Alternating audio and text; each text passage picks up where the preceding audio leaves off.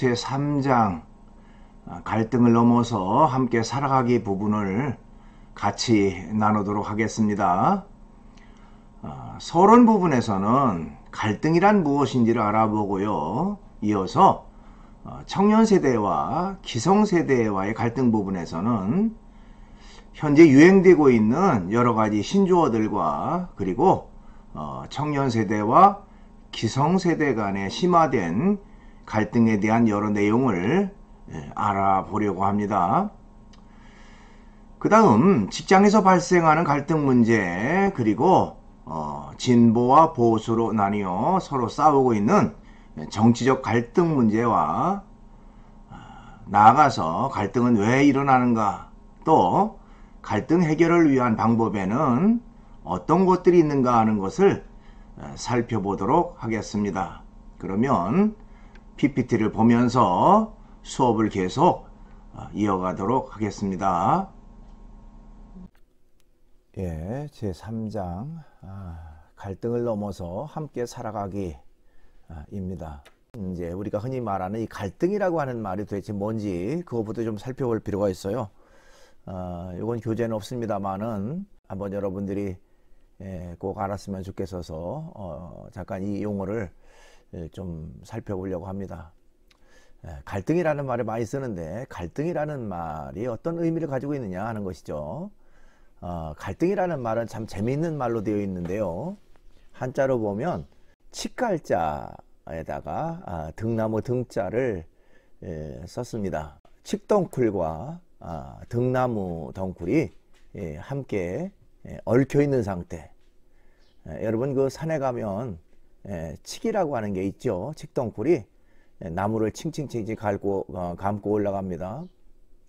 또 일반 그 집에 담 같은 데 보면 이 등나무가 있는데 역시 담벼락을 타고 칭칭칭 감고 올라가는 성질을 가지고 있어요. 이 얽히기 좋아하는 칡덩쿨과 등나무 덩쿨이 함께 얽혀 있으니까 그게 얼마나 복잡하고 심하게 얽히겠습니까?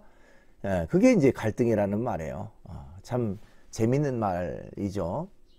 그래서 이것을 우리가 한자적인 의미로 좀 살펴보면요, 갈등이라고 하는 말은 두 가지 서로 상충되는 동기나 충동 또는 욕구가 동시에 일어날 때 우리는 갈등을 경험한다, 이렇게 말할 수가 있습니다. 심리학에서는 갈등을 세 가지 유형으로 봅니다. 우선은 접근 갈등이 있다, 이렇게 얘기를 해요.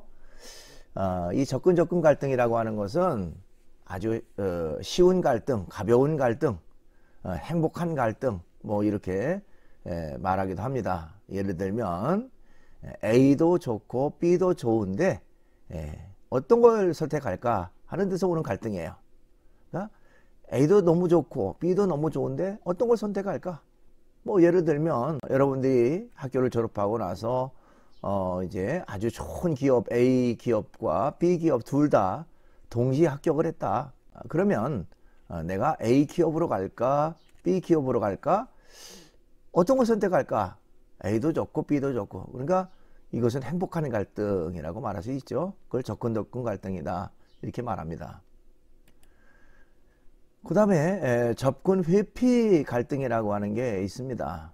접근 회피 갈등이라고 하는 것은 어떤 것을 하고는 싶은데 또 해서는 안 될 상황에서 오는 갈등이에요. 그러니까 예를 들면 월요일 날 학교에서 기말 시험이 있습니다.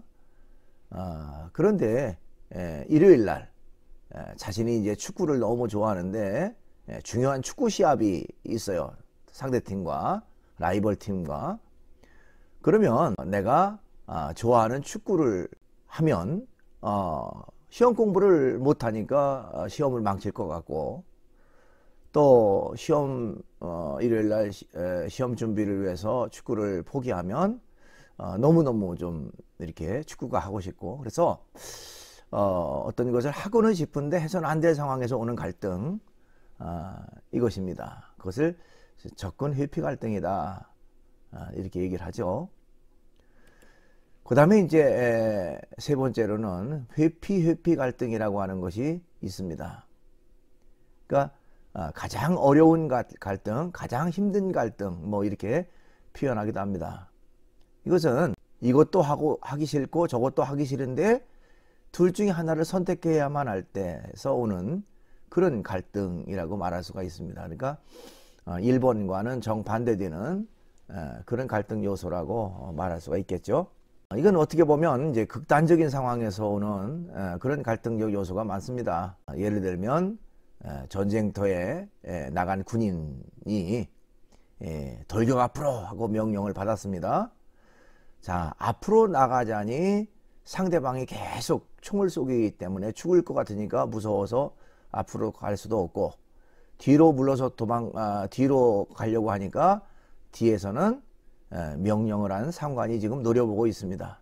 그러니까 앞으로도 갈 수도 없고 뒤로도 갈 수도 없는 상황에서 하나를 선택할 때 오는 갈등, 가장 어렵고 힘든 갈등이다. 어쨌든 이런 그 갈등적 요소에서 우리가 어떻게 잘 현명한 선택을 하는가 하는 그것이 중요한 요소라고 말할 수가 있습니다. 자, 이제 여러분 교재로 돌아와서요. 여러분 교재 앞부분에 이제 서론 부분을 잠깐 보겠습니다.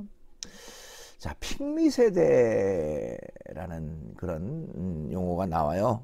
뭐 여러분들은 잘 알고 있는 그런 말일 수도 있겠습니다만은 핑미 제너레이션이란 자, 치열한 경쟁 속에 나를 선택해 달라는 간절함을 가슴에 품고 사는 20대 디지털 세대를 핑미 세대라고 말합니다. 그만큼 좀 취업하기가 어렵고 그렇기 때문에 어떻게 해서든지 자신을 어필하려고 하는 그런 그 간절한 세대의 의미가 그 속에 담겨 있다는 것입니다. 좀 씁쓸한 그런 용어라고 말할 수가 있겠죠. 그래서 자신의 특별한 행동이나 외모 따위를 다른 사람들에게 인정받고 싶어하는 세대를 핑미 세대라고 이렇게 말합니다. 자, 이런 청년 세대는 다음 세대로 일반적으로 말하죠. 그렇죠. 뭐 미래를 짊어질 세대, 다음 세대를 이끌어갈 세대, 뭐 이렇게 말하기도 하지만 기성세대 입장에서는 전혀 생소한 다른 세대다, 뭐 이렇게 이해되기도 한다는 것이죠. 왜냐하면 그만큼 기성세대와 청년세대 간의 그 괴리감은 너무 크기 때문에 그렇습니다. 자, 우선 이제 청년과 기성세대와의 갈등 문제입니다.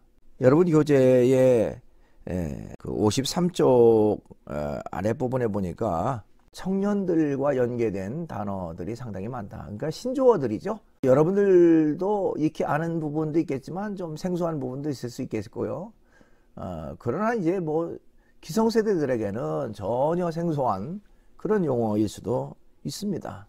그러나 좀 전체적으로 좀 부정적인 의미도 담겨 있고요. 좀 현실적인 어려움을 많이 담고 있어서 좀 씁쓸한 그런 용어라고 말할 수도 있습니다. 자, 삼포세대다. 세 가지를 포기한 세대. 연애를 포기하고 결혼을 포기하고 출산을 포기했다. 또 거기에 아울러서 오포세대다, 이렇게 말하기도 합니다. 5가지를 포기한 세대. 그러니까 아까 세 가지 연애와 결혼과 출산을 포기한 그 3포에다가 플러스 내 집 마련이나 또 인간관계까지도 포기한 세대. 때로는 또 더 나가서 7포세대다. 5포세대에다가 플러스 꿈과 희망까지도 포기한 세대. 또 N포세대다. N개의 포기. 그러니까 뭐 모든 일상 속에서 희망적인 요소가 없고 모든 것들을 다 포기한 그런 어떤 세대. 때로는 또 이 캥거루족 취직이라고 하는 용어도 있습니다. 예, 자립할 나이가 됐는데도 부모에게 경제적으로 기대는 자녀를 캥거루죠. 그 다음에 부메랑 퀴즈다 이렇게 이런 용어도 있습니다. 취업이나 결혼 등으로 독립했다가 실직자가 됐다든지 또 이혼했다든지 해가지고 부모에게로 돌아오는 그런 자녀를 부메랑 퀴즈 그렇게 말한답니다. 딩크죠. 이건 뭐 많이 여러분들 꽤 오래된 그런 용어 중에 하나라고 보는데요. 앞자를 따서 딩크, 그래서 더블 인컴, 노 키즈. 그래서 결혼한 부부인데 이제 둘이 함께 사니까 수입은 2배로 또 아예 자녀를 낳지 않고 자신들의 어떤 그 삶의 여유를 가지고 좀 자신들만을 위한 그런 삶을 살자, 뭐 그런 의미를 담고 있는 것으로 봅니다. 또는 이제 욜로족이라고 하는 그런 용어도 있습니다.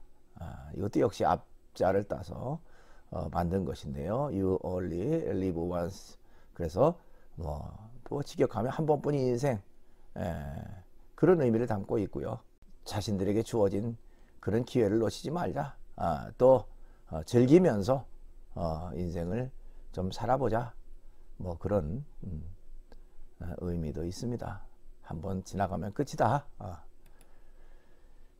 때로는 이제 열정페이라는 용어도 있습니다. 청년 근로자들에게 열정을 구실로 저임금 혹은 무임금으로 일을 시키는 것을 뜻한다. 헬조선이라고 하는 용어도 있습니다. 열정페이, 취업난, 삼포세대로 대변되는 청년층이 한국을 자주적으로 이끄는 말을 헬조선, 지옥과 같은 조선이다. 뭐 이런 의미, 참 부정적 그런 의미인데 그만큼 힘들고 어렵다고 하는 그런 의미를 담고 있다고 말할 수 있습니다. 자, 워라벨이라고 하는 용어도 일상에서 많이 써요. 워라벨. 요거는 이제 워크 라이프 밸런스, 그래서 일과 삶의 그 균형 의미인데요. 즉 직업과 가정 또는 내 삶의 어떤 행복, 그것과 어떻게 균형과 조화를 이루면서 살 것인가 하는 의미의 그 용어로서 이건 좀 보편적으로 많이 쓰이는 그런 용어 중에 하나라고 말할 수도 있습니다. 자, 이런 그 청년 세대들은 기성 세대와 문화 충돌 또는 세계관의 충돌을 자주 경험하게 됩니다. 그러니까 아까도 서두에도 얘기했지만 기성 세대 입장에서는 너무 다른 세대인 것이죠. 자기들이 젊었을 때의 모습과 전혀 생각도 다르고 행동도 다르고 모든 것들이 가치관도 다르고요. 다르기 때문에 거기서 오는 어떤 문화 충돌, 세계관의 충돌, 이런 것들이 이제 자주 경험된다라고 말할 수도 있습니다. 자, 기성세대는 그렇죠.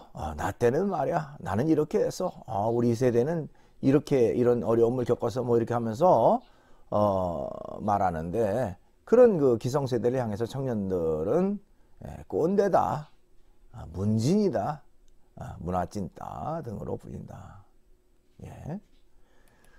또 청년도 욜로다, 다른 세대다 등으로 불리면서 쟤들은 도무지 이해 못하는 족속이야, 도대체 이해가 안 돼, 뭐 이렇게 기성세대들은 얘기를 한다는 것이죠. 이렇게 이제 세대 간에 서로 심한 그런 그 갈등 요소가 있다라고 말할 수도 있습니다. 이처럼 청년과 기성세대는 서로 이해하지 못하고 서로 공격하는 갈등에 빠져 있다, 이렇게 말할 수도 있습니다. 그 다음에 직장에서 오는 발생하는 갈등 문제입니다. 직장에 가면 더 치열한 그런 어떤 요소들이 참 많습니다. 사람들의 직장 생활을 때로는 출석이다, 출탁이다, 이렇게 말하기도 한다. 자신의 실력과 능력을 통해서 공정하게 평가받아야 되는데 좀 줄 잘 서고 좀 다른 사람에게 적당히 아부하고 뭐 이런 것들이 통하는 그런 모습은 바르지 못합니다. 그 다음에 이제 정치적인 그런 현 상황 속에서의 갈등 문제입니다. 정치 갈등으로 싸우는 국민들이죠.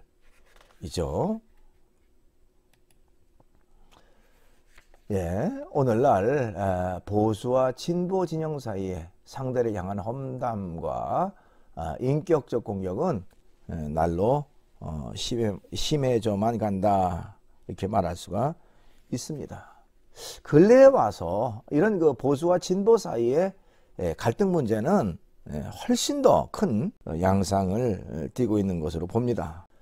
자, 언론도 마찬가지죠. 언론도 보수와 진보 논객들의 말을 토대로 연일 상대 진영의 약점만을 공격합니다.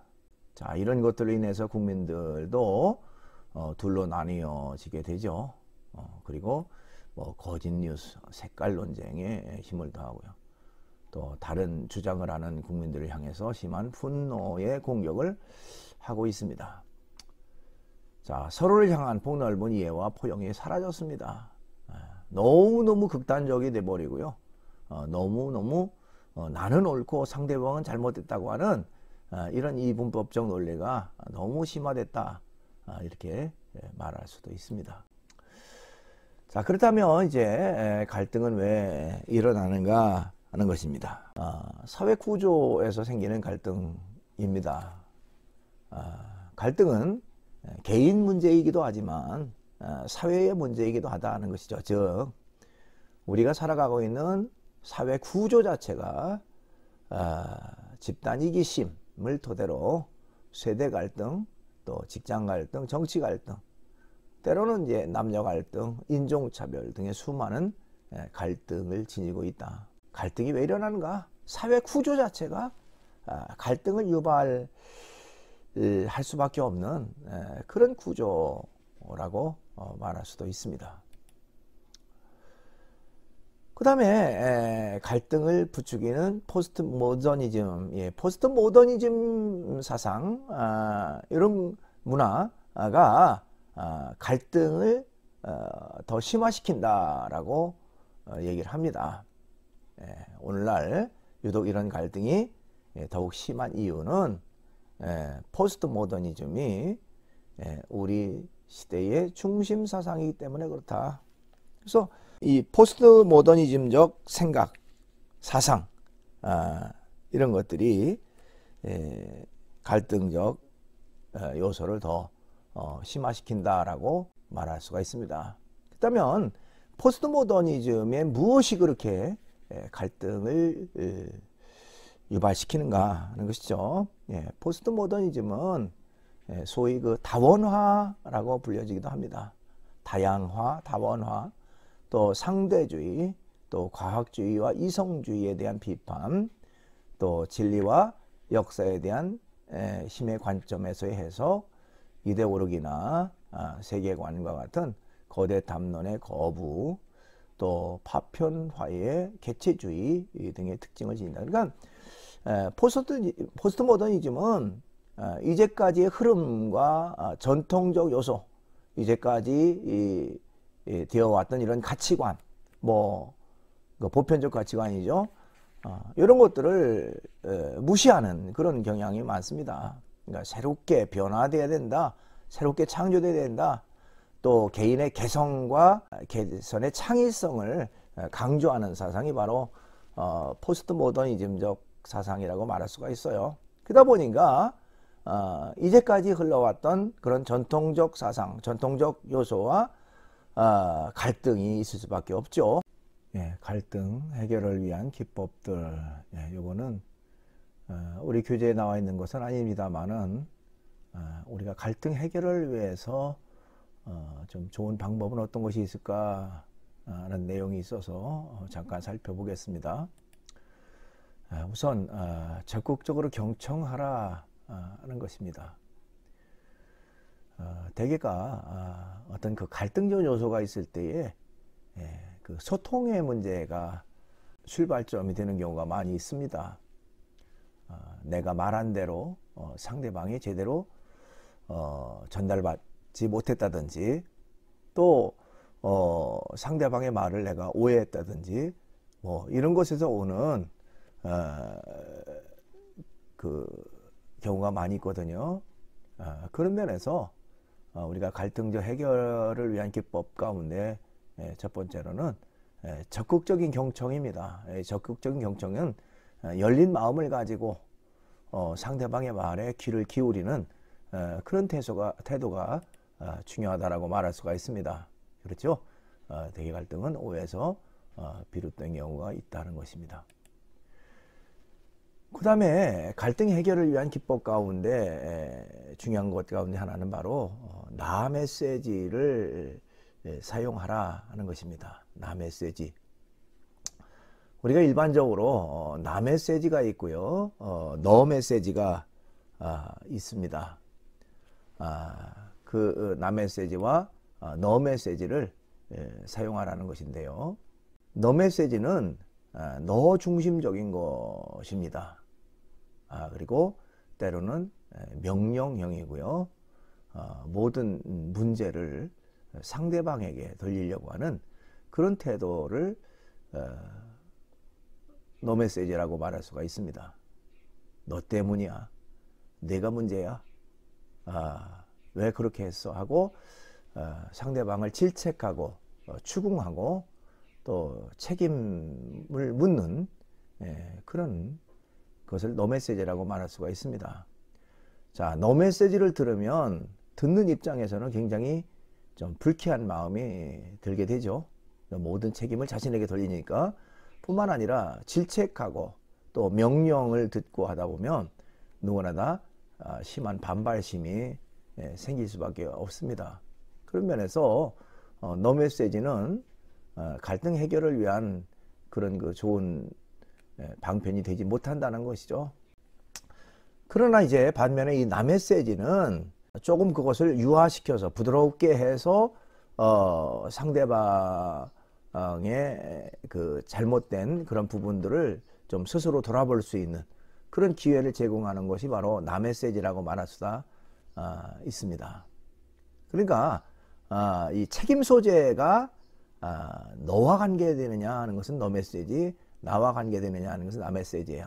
그러니까 나 메시지의 경우는 결국에는 예를 들어서 상대방의 그 잘못된 행동을 바로 질책하기보다는 상대방의 잘못된 행동으로 인해서 결과적으로 내가 이렇게 생각하고 이렇게 염려된다. 그래서 그런 부분을 좀 고쳐줄 수 없을까 하고 상대방에게 좀 이렇게 부드럽게 표현하는 그런 어떤 방법이라고 말할 수가 있습니다. 그래서 너 메시지는 상대방에게 책임을 지우는 것이지만 나 메시지는 나의 책임으로 받아들이는 것, 그렇게 말할 수도 있습니다. 동영상을 같이 보도록 하겠습니다. 자존감 높이기라고 하는 영상입니다. 같이 보시죠. 저는 자존감이 아주 낮은 사람이었습니다. 열등감, 피해의식에 사로잡혀 항상 화가 난 상태였죠. 늘 주변 사람들 눈치를 받고 누군가 악의 없이 던진 한마디 말도 꼬아듣고는 혼자 상처받곤 했습니다. 이미 나 자신이 마음에 들지 않을 때 있는 그대로의 나 자신을 사랑해야 한다. 긍정적인 생각을 가져야 한다는 말 같은 건 너무 진부했습니다. 이런 저에게 뻔하지 않은 위로를 던진 책이 있습니다.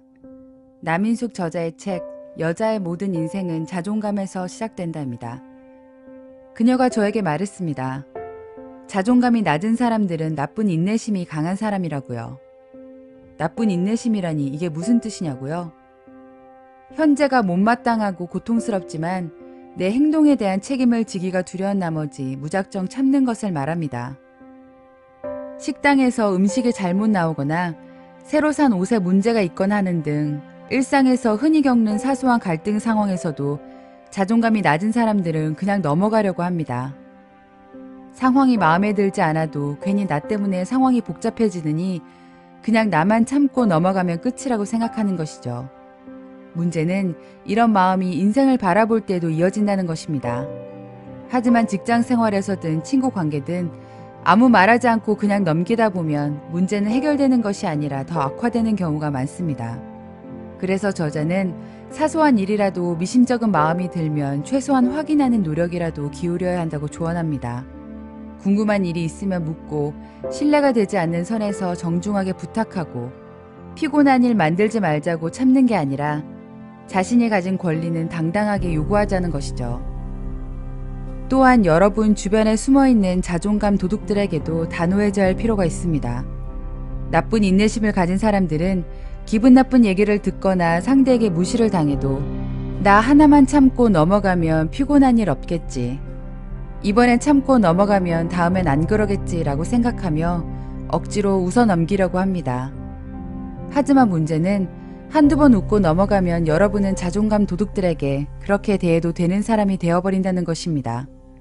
나중에 못 참고 화를 내면 왜 갑자기 예민하게 굴어? 라는 반응만 돌아올 뿐이죠. 저자가 추천하는 방법은 삼진아웃인데요.